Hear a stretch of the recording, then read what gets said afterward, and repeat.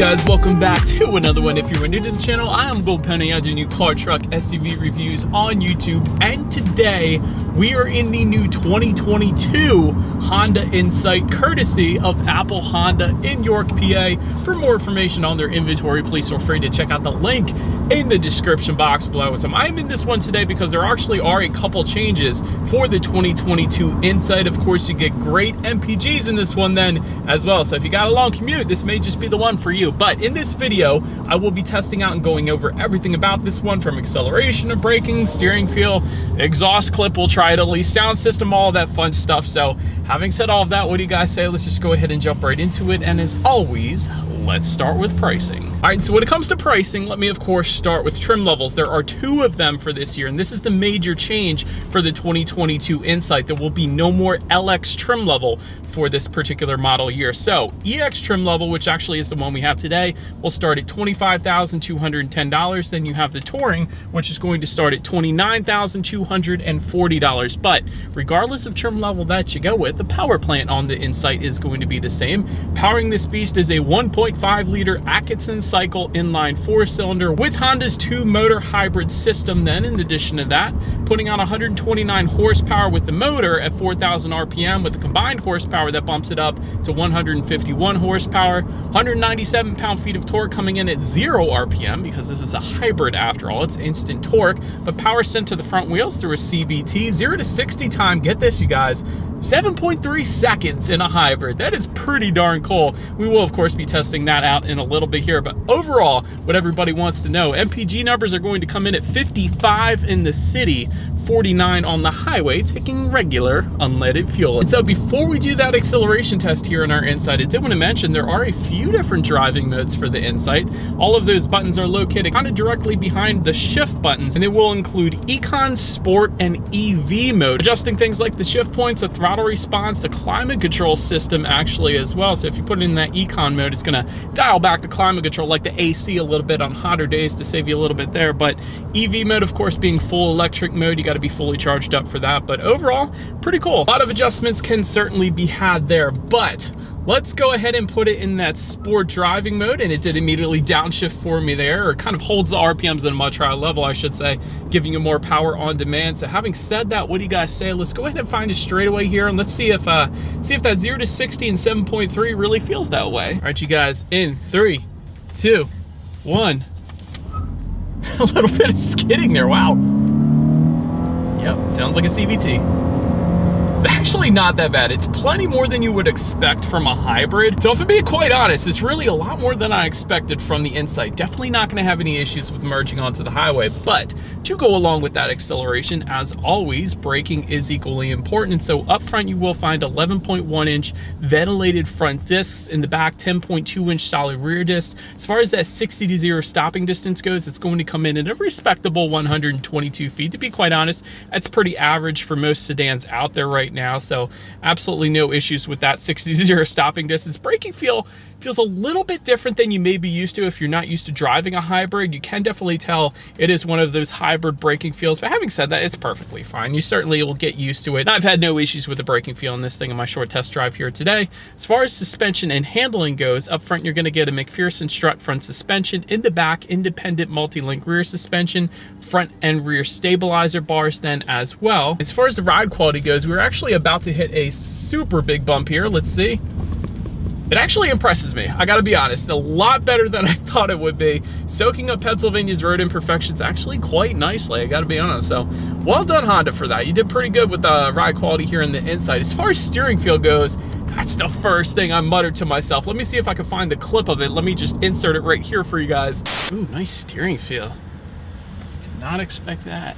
It is weighted extremely nicely and more than I expected here on the Insight. And what I mean by that is it's definitely on the heavier side of things, which I absolutely love. Typically that heavier steering feel comes on sports cars, but definitely not hybrids. So Well done, Honda, with the steering feel. Really, Honda always nails the steering feel. I guess I shouldn't have been surprised there, but steering feel is definitely very nice here in the Insight. As far as cabin noise goes, you get a little bit of road noise. You guys might be able to hear that right now, so it's not something that should annoy you, but it's pretty much as expected here, so you get a little bit of that. But as far as visibility goes, that is 100% on point. I can see perfectly fine out of my rear view mirror, so absolutely no issues there. And in addition to that, if you were to go with the Touring trim level that we don't have here today, you would also get rain sensing windshield wipers, which is always nice. Essentially what that is whenever the Insight detects any kind of mist or rainfall, it's going to automatically turn on those windshield wipers. So it's just one less thing you got to worry about. So that's super cool there as well. But that about rounds out the performance segment of this review, guys. Let's now go ahead and take a look at the exterior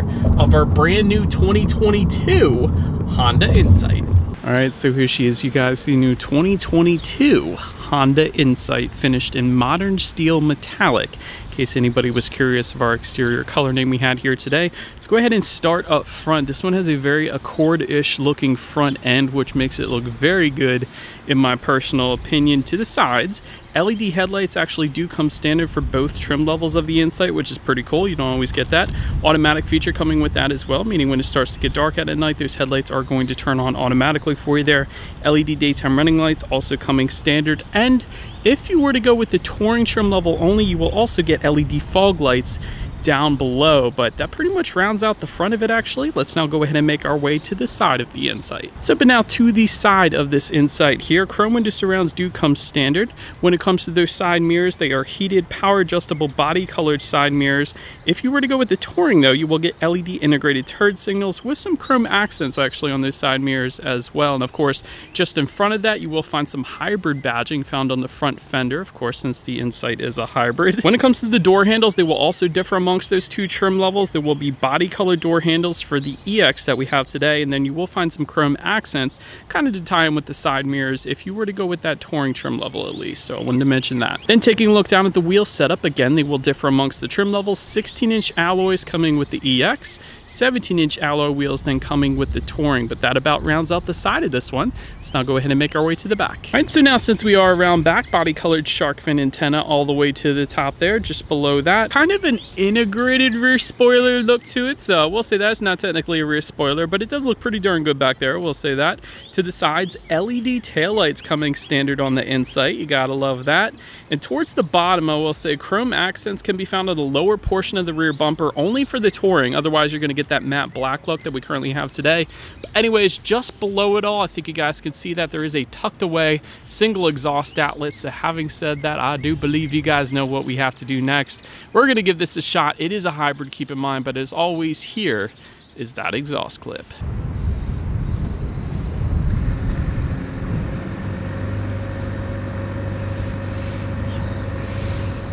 All right, so but now since we are around back of the Insight, when it comes to opening that rear trunk, there is a button on the key fob itself to unlock it.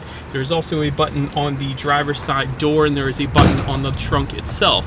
So any of those ways are perfectly fine. It is a manual trunk, but once opened up, cargo capacity comes in at 15.1 cubic feet. If that was not enough space, there is a 60-40 split, meaning the rear seats do fold down for quite a bit of extra space then if you needed it. Did want to also mention that there is some cargo lighting back there, and if you were wondering if there was a spare tire, there is not, but there is a decent amount of in-floor storage back there and a tire inflator kit in case you were curious. But anyways, let's now go ahead and make our way up to the rear legroom, which is going to come in at 37.4 inches. So for reference, I'm an even 6 feet tall. This is how much space I had in the back there. Did want to mention rear ventilation coming with the Touring, rear center armrest with cup holders coming for either trim level. And unfortunately, there is no rear charging ports back there. That's something I always look for. But overall, I do like the center armrest with cup holders. But then making our way up to the front seats, manually adjustable cloth seating coming with the EX. Touring trim level, however, is going to add an 8-way powered driver's seat, leather finish to that seating, heated front seats, and a 4-way power adjustable passenger seat then as well. But actually, overall, seats are pretty darn comfy in our EX trim level. Even though they're cloth, even though they're not as adjustable as the Touring trim level, they still are very comfortable, I will say that. But anyways, let's now go ahead and make our way to the steering wheel. It is manually adjustable, it is tilt and telescoping. It is urethane wrapped if you were to go with the EX, but then leather wrapped if you were to go with the Touring. That pretty much rounds that out. But now, let's go ahead to take a look at the startup, let me first start by showing you guys the key. You have this nice blue hue with the Honda logo on the one side of the key, and then when you flip it over, lock, unlock the button to pop the rear hatch, and then the circular button that says hold, that is going to be your remote start, which of course comes standard to both trims, along with a push button start. So all I'm going to do here is simply put my foot on the brake and press that engine start button located just by the driver's right knee there. And so once started up, this actually is a fairly cool looking digital gauge cluster. You have the battery charge indicator found on your left and your speedometer found on your right. And of course, to control what is on that digital gauge cluster, there are steering wheel mounted controls found on the left side. So you can really display whatever you want up there. Like, it can tell you your average miles per gallon at any given time. It can tell you your power flow information. It can tell you how many miles you have left until you hit empty. There's a digital speedometer, audio information,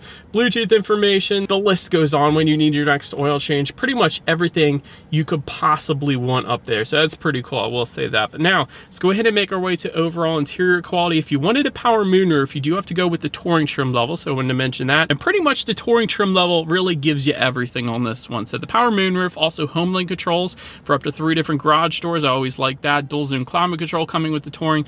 Auto dimming rear view mirror also coming with the touring trim level. So pretty much everything there. But I will say you still get automatic climate control even with our EX trim level here today. So I can set the temperature that I want it to be at, and it's automatically going to hit that temperature for me. So that's pretty cool. I do like the soft touch material found just above the passenger side glove box with the contrast stitching. It feels like a leatherette wrapped material, so that is pretty cool as well. Also like this soft touch recycled feel on the doors here with the contrast stitching. That is pretty cool as well. So in case I didn't mention it already, as far as how to put this thing in drive, it is all button set up, so it's not like a traditional shifter. D is for drive, N is for neutral, R is for reverse, P is for park, of course, in case anybody didn't know that already. Just to the right of that though, you have a place to put your cell phone. There are 2 USB charging ports and a 12-volt power outlet as well. Just behind that is where you're going to find your drive modes. To the left of that, electromechanical parking brake. Just behind that, you will find dual cup holders, and there is a little bit of storage then, actually a decent amount of storage if I'm being honest, within that center armrest then as well. So overall, interior quality is pretty practical, I will say that. Definitely everything you need on the inside. But now let's make our way to the infotainment screen. There is an 8-inch color touchscreen display that comes standard on both trims. Bluetooth and audio streaming coming standard. Android Auto, Apple CarPlay also coming standard. Factory navigation system is only going to come with the touring trim level if you wanted that, although you don't really need it as long as you have a smartphone these days, because you can display navigation up there with that. Radio information you can also check out up there as well. And when it comes to the sound systems, there are 8 speakers with 180 watts for the EX, and then 10 speakers with 450 watts then for the touring. So having said all of that, what do you guys say? Let's go ahead and turn on the radio, see what we got playing today, and let's test out the clarity of this one.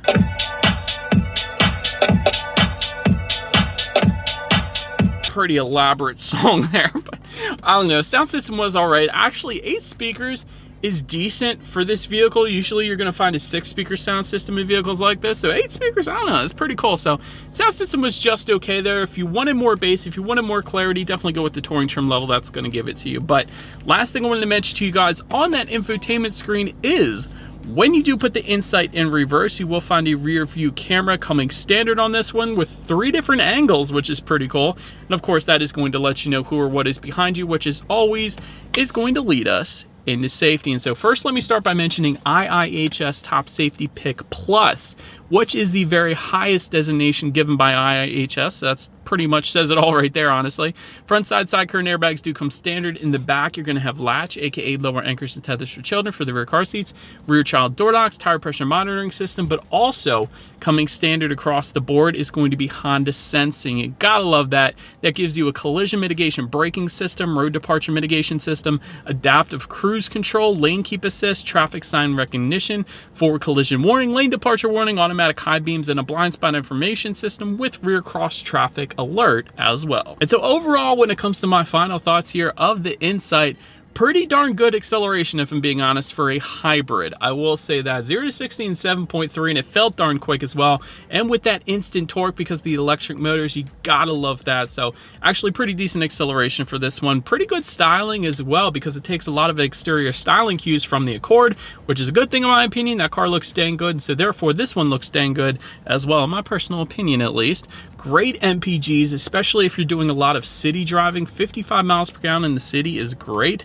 Also great reliability. That's pretty much standard with Honda across the board for the most part. As far as room for improvement goes, the infotainment is slightly outdated. Typically you got bigger screens these days, and in addition to that, when you actually hit a button on this infotainment screen, there is a slight delay to it as well, comparatively speaking to some of the other infotainment systems that I've been testing. Also, ambient lighting would be pretty cool to see in this one. I wouldn't mind being able to change the color of that ambient lighting as well. But other than that, that's pretty much all I got as far as room for improvement goes. So let me know what you guys think of the Insight in the comments section below. That is about it for this one, you guys. Thank you so much for watching. Feel free to follow me on TikTok at the bottom of the screen if you wanted to see short clips of these vehicles before they actually get to YouTube.